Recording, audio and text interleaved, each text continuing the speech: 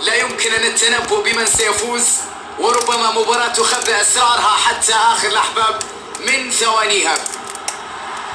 هذا ما يحب أن يشاهده الجمهور بالتأكيد. هذه اللقاءات نحب أن نعلق عليها، هذه اللقاءات نريد حضورها ولا نريدها أن تنتهي.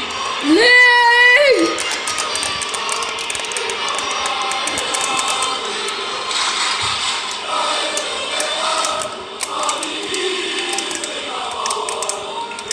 يتعرض حامل الكرة دائما لضغط كبير من الخصم، يمررها له بشكل جيد، بينية تمر حتى الآن، ربما عليهم شوية مجازفة في الدقائق القادمة.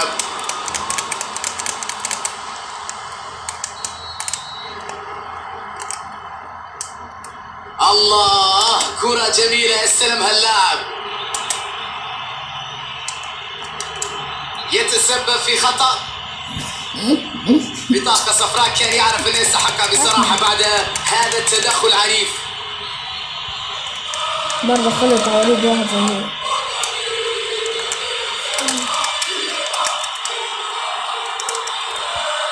والله تيكي تاكا، بس مش عليا بتمر.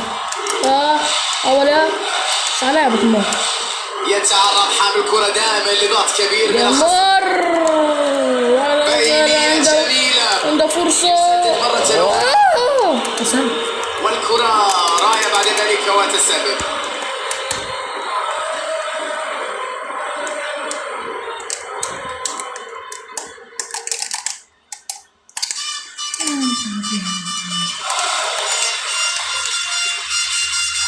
أول مرة ما تزبطش. لعبة جميلة، تسديد أجمل. فرصة خطيرة جدا وضاعت قد تكلفهم والله دوناروما سيندم عليها بعد ذلك. كرة لا يمكن أن تضيع، ضغط قوي وينجح في استعادتها. ودي وهي يبحث عن المهاجم. وانا لاقي حد يا له من تفاهم جميل، تحكم مذهل بالكرة. لعيب. لعبة جميلة، تسديد أجمل. الله على هذا المجهود الكبير، على هذه المهارات العالية، لكن للأسف لم ينجح في استغلال كل ذلك. فكرة كانت جميلة ولكن التنفيذ كان سيء. فرصة خطيرة. تقول الحكمة من يضحك أخيرا يضحك كثيرا، فمن سيكون صاحب ربما الضحكة الأخيرة من الفريقين؟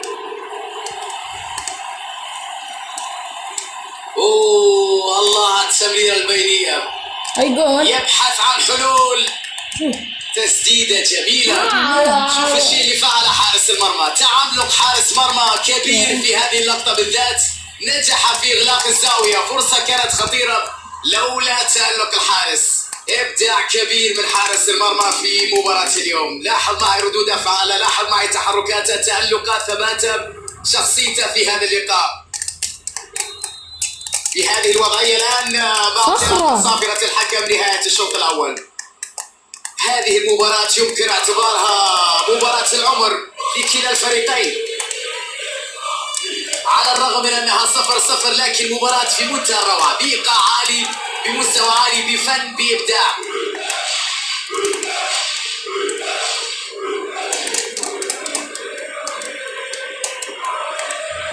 فرصة للتسديد،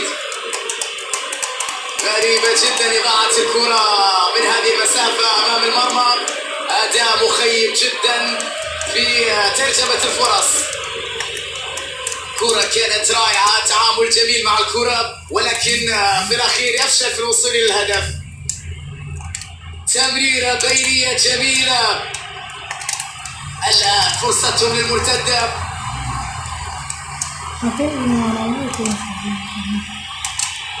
يحاول تمريرها من بين المدافعين. يا إلهي، مثل هذه الكرات اللي يمكن أن تقول عنها بوم. اللمسة الأخيرة هي اللي كانت مشكلة، لم ينجح في استغلال الكرة. يلعب يتعرض حامل الكرة دائما لضغط كبير من الخصم. تمريرة، تدخلات قوية من المدافعين. الآن إمكانية المرتدة.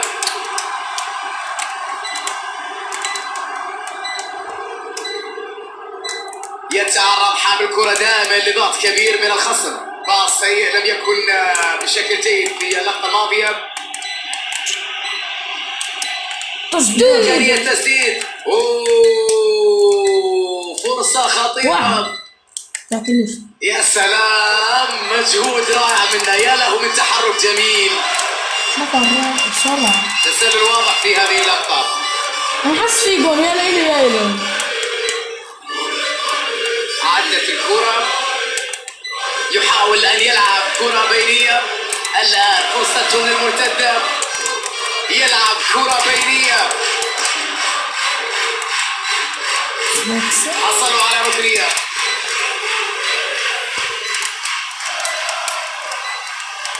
لمسة، ها هي التسديد. الكرة الخطيرة. كان بإمكانه القيام بأفضل من ذلك، يضيع فرصة ذهبية. قدم يتعرض حامل الكرة دائما لضغط كبير من الخصم ويمر.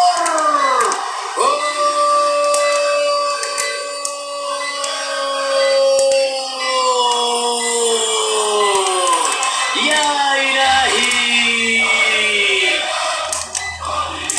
هجمة مرتدة الآن. مش حاضر. الله، كرة جميلة يستلمها اللاعب. يا جماعة قوي.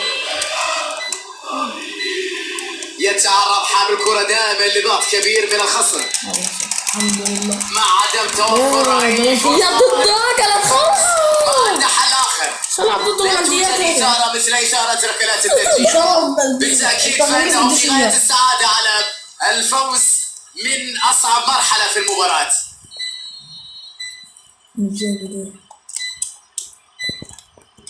هكذا تكون ضربات الجزاء وإلا فلا. لعبة في منتهى الروعة. تطلعت الكرة في المرمى، النتيجة 1-1.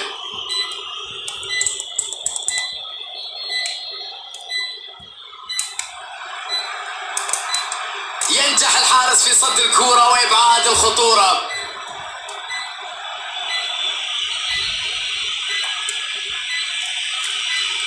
ثقة واضحة عليه وكرة في منتهى الروعة.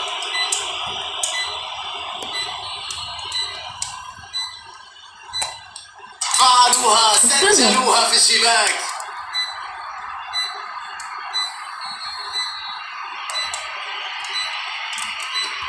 الله على حارس المرمى، تألق كبير، تصدي رائع.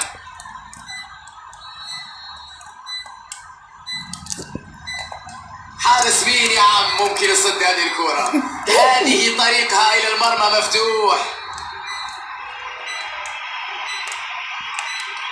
الكرة في زاوية والحارس في زاوية أخرى، وركلة رائعة.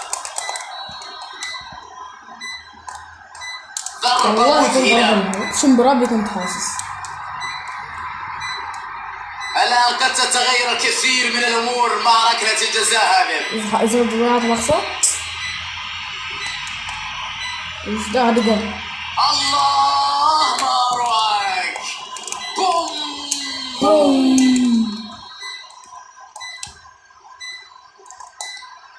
تصدي رائع ولا في الأحلام من حارس كبير. هل يسجلها ويصبح بطل هذه الليلة؟